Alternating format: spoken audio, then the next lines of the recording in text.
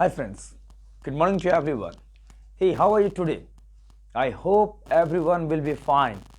Do you know what I'm going to tell you? पता है मैं आपको क्या बताने जा रहा हूँ? आज जो मैं आपको बता रहा हूँ, this is very important for everyone to know. ये जानना सबके लिए बहुत ज़्यादा अनिवार्य है. देखिए मैंने आपके लिए आज जो मैं बताने जा रहा हूँ वो है origin of the name of our country. हमारे देश के जो है, हमारा जो देश है उसके नाम की उत्पत्ति कैसे पड़ा, जैसे इंडिया कैसे पड़ा, भारत कैसे पड़ा, आर्यवर्त कैसे पड़ा, हिंदुस्तान कैसे पड़ा, उसी के बारे में हम जा रहे हैं क्या करना, डिस्क्राइब करने के लिए. ओके, तो आइए देखते हैं कि हमारे देश का नाम आर्यवर्त कैसे पड़ा. देखिए हमारे देश का सबसे पुराना नाम क्या, सबसे पुराना नाम जो है आर्यवर्त है ना. ये 1500 ईसा पूर्व में, कब 1500 ईसा पूर्व में आर्यन जो थे यानी कि आर्य लोग, वो कहां से आए थे, मध्य एशिया से. किसने बताया था, मैक्स मिलर ने.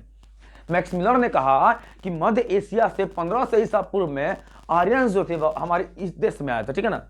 और वो लोग क्या किए कि देखिए नॉर्थ में कश्मीर तक, वेस्ट में अफगानिस्तान तक, साउथ में नॉर्थन राजस्थान मतलब उत्तरी राजस्थान तक, और ईस्ट की बात करें तो कहाँ वेस्टर्न गंगा बैंक तक अपना बाबू पूरा क्या फैला लिए, बोलो बोलो क्या फैला लिए, अपना साम्राज्य फैला लिए. साम्राज्य फैलाने के बाद वो थे आर्यंस, तो उन्होंने क्या रख दिया, ये पूरा उनका राज हो गया, इसलिए उन्होंने उनका नाम क्या रख दिया, आर्यवर्त. क्या नाम रख दिया, आर्यवर्त. यानी वहीं से इस देश का नाम क्या पड़ गया, आर्यवर्त पड़ गया. क्या पड़ गया, आर्यवर्त पड़ गया. समझ रहे हो ना. तो देखिए आर्यंस जो थे, जैसे आर्य लोग जो थे, उसकी जो मुख्य जो भाषा थी क्या थी, भाषा जो थी वो क्या थी, संस्कृत थी. क्या थी, संस्कृत थी. उनकी मुख्य भाषा क्या थी, संस्कृत थी. उन्होंने क्या किया, सबसे पहले जो उनकी सभ्यता थी वो ग्रामीण सभ्यता थी, रूरल सिविलाइजेशन.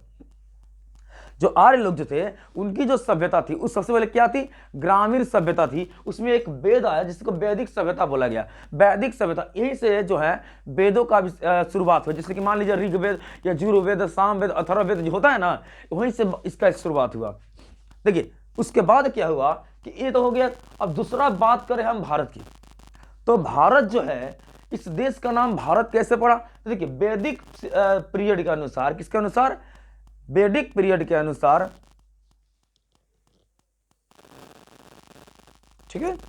देखिए वैदिक पीरियड में मान लीजिए उत्तर वैदिक काल में एक सबसे बड़ा एपिक आया. सबसे बड़ा क्या आया, एपिक आया. उस एपिक का नाम क्या था, महाकाव्य था, जिसका नाम था महाभारत. क्या नाम था, महाभारत. इस सबसे बड़ा एपिक है जिसका रचयिता आप जन्मे करते हो वेद व्यास को कहा, महर्षि वेद व्यास है. उस महाभारत के अनुसार एक पोरु थे, उनके पुत्र का नाम था दुष्यंत, और उनके दुष्यंत के पत्नी का नाम था शकुंतला. तो दुष्यंत और शकुंतला से एक पुत्र हुआ. दुष्यंत और शकुंतला से क्या हुआ, एक पुत्र हुआ जिसका नाम हुआ भरत. क्या नाम हुआ, भरत. आगे चल के वही भरत जो है क्या नाम पड़ा, सम्राट भारत के रूप में, भरत के रूप में जाना गया. वही जो है सम्राट भरत के रूप में जाना गया, और तभी से इस देश का नाम उसी के नाम पर भारतवर्ष पड़ गया. यानी भरत के नाम पर क्या पड़ गया, इस देश का नाम भारतवर्ष पड़ गया. कुछ लोगों को यह भी मानना है कि जैन तीर्थकर, जो जैन धर्म के संस्थापक हैं ऋषभदेव, उनके दो पुत्र थे. एक का नाम था भरत, एक का नाम था गोमतेश्वर. ये जैन धर्म के अनुसार बता रहे हैं. एक का नाम था क्या, भरत, दूसरा का नाम था गोमतेश्वर. गोमतेश्वर को हम बाहुबली भी कहते. तो कुछ लोगों का कहना है कि उसी भरत के नाम पर जो इस देश का नाम पड़ा भारतवर्ष पड़ गया.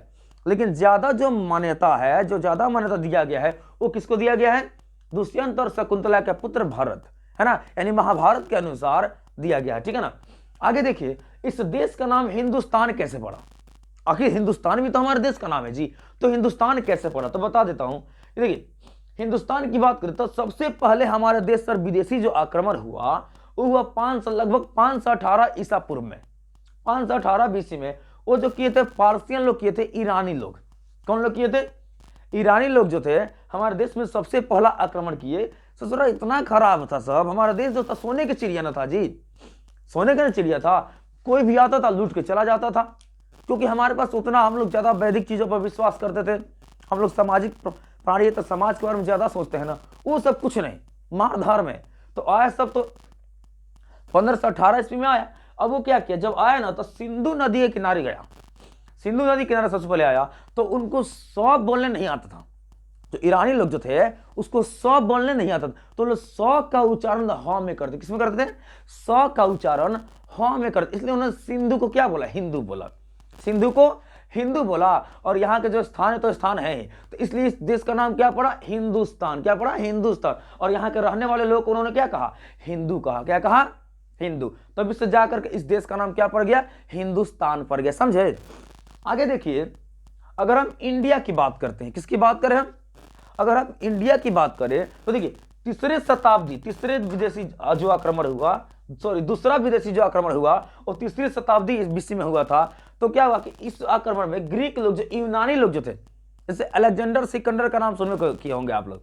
अलेक्जेंडर सिकंदर जो था वो क्या हुआ, हमारे देश में हमारे देश में आने के बाद वो कहाँ गया, सबसे पहले तो सिंधु नदी के, कहाँ गया, सिंधु नदी पे गया। तो सिंधु को वो लोग क्या है ना कि सिंधु को अंग्रेजी ज्यादा बोलते थे, इसलिए उन्होंने क्या बोला, इंडस बोला। क्या बोला, इंडस बोला। तो सिंधु को यूनानियों ने क्या बोला, इंडस बोला। इंडस वहां बोला और हम लोगों ने उसको वही जाकर के आगे चल के मॉडिफाई होकर के इंडिया बन गया। क्या बन गया, इंडिया बन गया। तो इस तरह से हमारे देश का नाम जो है आर्यवर्त पड़ा, भारत पड़ा, हिंदुस्तान पड़ा और क्या पड़ा, इंडिया पड़ा। समझ रहे हो। ये सब जो जानकारियां है ये बहुत जरूरी है जानकारियां लेना, ठीक है ना। इसलिए I have brought for you today, इसलिए मैं आज आपके लिए लेकर के आया हूं। So now tell me everyone, कैसा लगा यह वीडियो, है ना मस्त, जानकारियां है ना मस्त। देखिए आप क्या करो, hey don't forget to like, share and subscribe my channel.